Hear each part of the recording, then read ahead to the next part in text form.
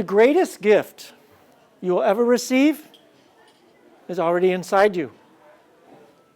You did not have to work for this. You didn't have to earn it. You actually didn't even get it from your parents. It's not from your lineage. It's not from your ethnicity, nor from your status. The greatest gift is a hero's treasure chest within you. It's your birthright. It's everyone's human birthright. It is a traveler's tool chest, a tool kit within all of us for our journey towards our dreams, in our dreams, and overcoming all of our inevitable misadventures in life. The tool chest has 5 essential tools in it, operating systems. And if you will, in this age of AI, this is your organic intelligence. It's organically evolving in you. There are 5 tools. The first is your coordinates finder. Whoa, that worked. The coordinates finder provides you a guidance to where you are in your body and in the world, in your relationships. The second is a heart compass, providing you direction to your deepest values and your most powerful beliefs. The third is your mental maps. This is what you are tracking your language, your stories, your narratives with. This provides you guidance towards your purpose. The fourth tool is a wellspring of energy. It is a centering force as well as a sustaining force. It is the spark that gets you going and the recovery energy. And the last tool that we all have is a North Star within. And this North Star within is connecting us to our divine purpose and also to our daily ambitions so that they all line up.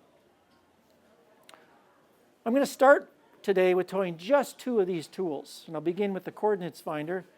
And to begin, I'll tell you a story that begins with ice skating. So when I was 9, my father signed me up for an ice skating race. I've never raced before. I've never seen a race before. But I'm a young 9-year-old and I'm fun-loving and I'm ready to try something new. So it's a Saturday morning. It's not as cold as it's been here, but we're all bundled up in our scarves. And I get into the car to try, to go to this park where we normally would skate. And I'm seeing something through the car window, which is a completely transformed pond. They've shoveled out the center of the pond like a half a football field with cones and flags. And then there's this big structure that has officials on top of it with waving, the flags for going. And then they have the starting gun. I'm like, something's really different here. And I'm starting to get a little nervous. I get into the warming house, and there's not the hustle and bustle of all the kids and the families I'm used to. But I tie my black figure skates like I normally do. The figure skates with the little teeth on the front? And I make my way out to the pond. And they're starting to line up on the line. So I get on the line, and I'm looking to see who's here under the hats and hoods, because I can't really recognize people. We're all bundled up. And I'm starting to get even more concerned. I'm not sure this is my race. The eyes of these other people in the race were sparkly. They were excited. They were focused. They were in position to go. But I wasn't. I was starting to get a little more and more nervous as it kept happening. And all of a sudden, the gun went off and the flag waved and they all left the line but me. Yeah, I stood there frozen. I had a crisis on the ice. And I kind of looked over to my dad. He's like, "What are you doing?" And I'm like, "I don't think this is my race." He's like, "Yes, it is. Now go." Oh, and that yell was so loving. I don't know if you've experienced that kind of a way that I actually felt grounded. Now, I'm 9, and I don't know how old he is at that point, but I actually come back into my body. I had no more doubts, no more concerns about where I was. And I bolted off that line. Now, obviously, they're 10 or 12 yards ahead of me, but I got figure skates. And I ran. Click, click, click, click, click, click, click. I'm on my toes. There's no skating happening here. It's not pretty at all. But I'm actually in the race, and I passed one. and I pass another, and then I start to actually weave through other skaters like I'm in a chessboard, and I can see the leaders out front. And I pass one, and then I pass the finish line. And actually, I get third place. This 9-year-old in me felt like a champion. It was amazing. Now, there was a hustle and bustle of all the kids and the parents, and I finally connected my dad, and his eyes and his smile are outstanding. He just looks as if I just won the entire Olympics.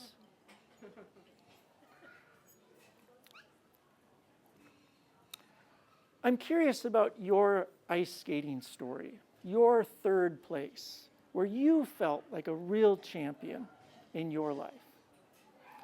The message I hope to convey in this story is that direction and where we are in life is a choice. I'm not used to the clicker, so here we go. Belonging is a choice. It is a practice of claiming. It is an ongoing practice of choosing our place, our space, and our pace. And sometimes in this practice, our doubts will rise up. And we'll wonder if we should move forward or hold back. And also, our saboteurs will come up, or the doubts of others will come up to challenge us. What I have found as this continues to happen in my life is to use what I call the coordinates finder within, a way to ground back into my body and discern what is my place. Knowing where we're coming from is the foundation to go anywhere. The more we are in the here, then we can go somewhere more substantial. There's a proportional relationship to going from where we're coming from. So here's where I want to invite you into a little activity, a little exercise. Whether you're sitting or standing, I'm going to invite you into a short practice of getting more grounded.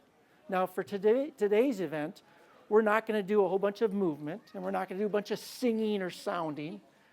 We're also not going to do a bunch of power postures and such, and we're not going to do nutrition. Today, we're going to do something more about relaxation and body awareness.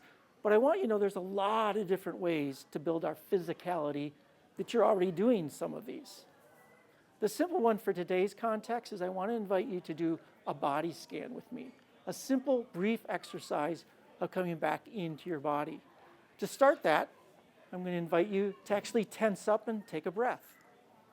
So here, let's just start tensing up our toes, tensing up our fingers and our shoulders, and we take a big, intense breath in, and we let it out. Enjoy this moment and start to wiggle your toes and do a body scan, noticing your legs and your knees, noticing your thighs, noticing your seat bones. You're just gathering physical awareness, your belly, your back, your shoulders. Allow yourself to move as your body wisdom moves through you. Your arms and your hands, your scalp. Whatever body wisdom is speaking to you, let it just come into your sphere.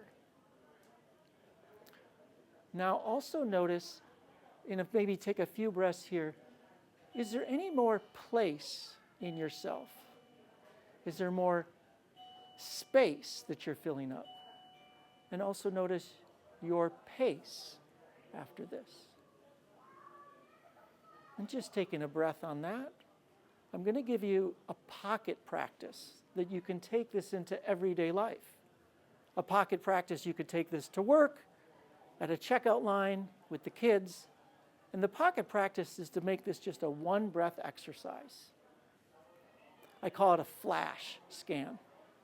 So in one breath, I'm just going to invite you to scan up from your toes up to your top in one breath. And then feel your heels or your seat bones sitting down. What we are doing is accessing the body wisdom. We're integrating our body wisdom with the other tools in our treasure chest. The next tool I want to talk to you about is the heart compass and drawing in the wisdom from in the heart. I'm going to again start with a story here.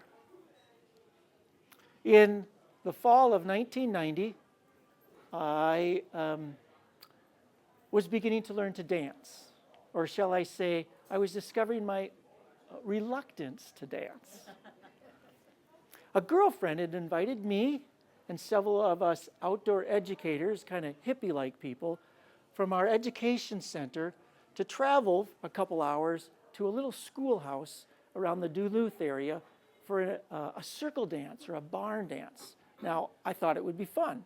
So we packed in the car. We did a 2-hour caravan down to the dance hall. And we arrived. There was this band getting ready with the fiddle and the drum and the banjo. And then there was this caller in the middle who started to describe to us what this dance is going to be like. And that all of us, when we arrived, we were like 6, and everybody else in the group, there's like 20 other people. So you kind of were instructed how to dance before the music started. And this kind of made sense. I could see all the choreography. You have to hold this person's hand, and then you move this way, and it all made sense. There was some choreography to it.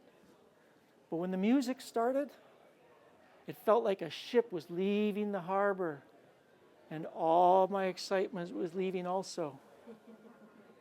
Because as soon as they started moving, I was forgetting what to do, and I couldn't predict what to do next. And then my girlfriend, she was kind of saying, do this with your arm, and do that, and this. And then all of a sudden the caller said, switch partners. And I'd forgotten that part. Okay, so now imagine the entire room, strangers, let's say, telling me how I'm doing things wrong because they love me. But I wasn't really open to that feedback. It was very painful, so I started to shut down with a smile like this. And I'm being told what to do and moved around like this. And after that song, I sat the next one out. And then I sat the next one out. And the next one.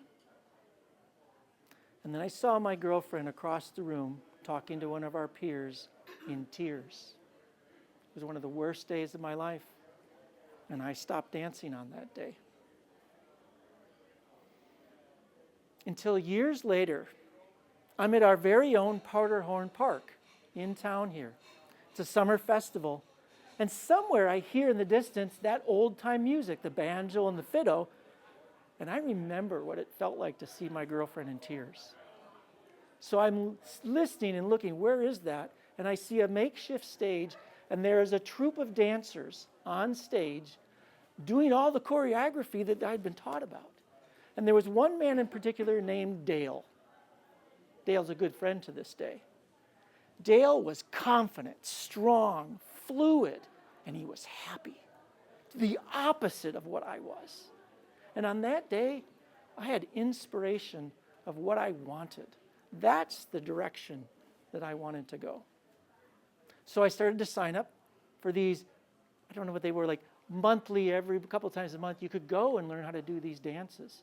And I knew I had to face all the challenges, the uncomfortableness, the vulnerability, and all these people touching me and telling me what I'm doing wrong because they love me and want me to learn how to do it. And in a short amount of time, I was starting to guide other people. And that feeling that I saw in Dale, I actually started to feel it in me. My question for you is, where is the art or craft or business that you stopped or are starting or want to restart and are willing to look at all the uncomfortable phases of learning because the destination is worth it? The message I hope to convey to you in this dance story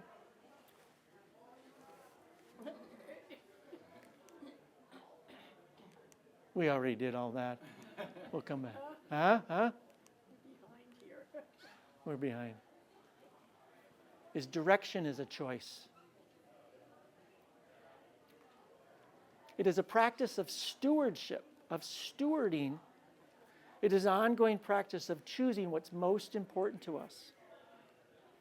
And as life moves, the dance of life moves, we're moving with it. And sometimes we get turned around, disoriented. And sometimes life's guiding us and there's people that are helping us. The opportunity we have here with our heart compass is to then pause and check in with what is our true direction we want to be going. So here again, I'm going to invite you into another exercise. And I'm going to incorporate now the hero within us. Because unleashing the hero within us is proportional to the amount of resistance we're willing to engage within ourselves. So we're going to do a flash scan of the body in one breath. And then we're going to incorporate a tool for the heart compass. So in one breath, let's just go down to our toes and come back into our body. And if you're comfortable, put a hand on your heart. Now, this isn't always the easiest thing to do in a business setting. So I have some tricks for you. You can do this. Or for sometimes us guys, if I'm in a sports setting, I like sports sometimes, I like to do this. And very few people know I'm just checking in with my heart. I can take a few breaths deeper in, and I'll be really honest with you. I'm a really heady guy. I get stuck in my head a whole lot. So I have a menu that I go through of how to drop in deeper to access the wisdom of my heart, to integrate that with the wisdom of my body. And I go through a menu of a question, and it is, hello, heart. Are you feeling mad, sad, glad, afraid, or excited? You know, I usually don't get it the first time. I'm usually too preoccupied at work. I have so many dramas I get. So I go through that question again, like around the horn. I say, hello again, heart. Are you mad, sad, glad, afraid, or excited? Maybe that wakes me up a little more, drops me in, but usually the third time. Hello, heart. Are you mad, sad, glad, afraid, or excited? And then usually around the third or fourth time, I have to work at this. I can tell one of those is stronger than the other. And once I sense what's the strongest, I have a dialogue with my heart. Oh, let me tell you, it's so sweet. I don't spend a lot of time in my heart. I want to spend much more time in my heart. But when I have that dialogue, I look for the resistance now. The resistance to go into my heart, that's what unleashes the hero within me to go deeper in my heart. We all have our own journeys with our hero within. And when we want to release them to our physicality, when we want to release them to our emotionality. So there's no right or wrong here. It's just a choice of, am I ready to take the next step into the heroic emotionality or the heroic physicality that's available to me? The pocket practice for this exercise is going to be connected to the pocket exercise for the physical one, because I forgot that. So you're going to get them both at the same time. We just took a bearing on the heart. And the pocket question here is going to invite you to think about pausing to do the flash, to do the check-in with your body. And I want to imagine that you're reaching for your phone. Just think that you're reaching for your phone. And now go ahead and reach for your phone. Wherever it is, just touch the outside of the case, your purse, your pocket. You touch it, right? Now bring it by your hand back. And now I want you to imagine you're going to reach for it, but you're going to pause. You're going to reach and pause. And in that pause, you're going to do a flash scan of your body. You've just broken a pattern. And again, if that is a lot of resistance to pausing, you're on track. Maybe there's another hack in your day you want to do that isn't about your phone, it's about food, it's about your voice, it's about your nutrition. In this situation, we're going to use pausing to grab our phone. And we're going to integrate the pocket practice of now your heart compass. You pause, you don't grab your phone, and you take your hand to your heart. Do that with me for just a second, whether it's this or whether it's this. Now you have more physicality, more emotionality to the degree you're comfortable integrating and drawing up. Both of these practices we talk about as personal mastery practices. I want to honor Peter Senge, who coined that phrase in his book, The Fifth Discipline. These personal mastery practices are what I understood have been the foundation of my business success and many other business success for other entrepreneurs and owners. Your first entrepreneur journey is the entrepreneur of yourself. I have a program I offer monthly that's free. It's called the Entrepreneur's Outpost. It actually happened today. You can sign up for this with the QR code. It's over on this here, on the table. And it's a place you can meet with other entrepreneurs who are both talking about business mastery and personal mastery, because both are happening simultaneously. It's not a class. It's not a workshop. It's an open space for what's emerging in community with entrepreneurs. In closing today, I want to remind you of the treasure chest within each of you and the tools, the operating systems that all work together to evolve your organic intelligence. Today we talked about the coordinates finder, bringing you back into more physicality, and your heart compass, bringing you back into more emotionality. I want to remind you that we're on an amazing journey. We get to be alive here together. You are all amazing. You're your own heroes, and the adventure of your lives is there for you to claim. And now I'm looking for the slide that says that.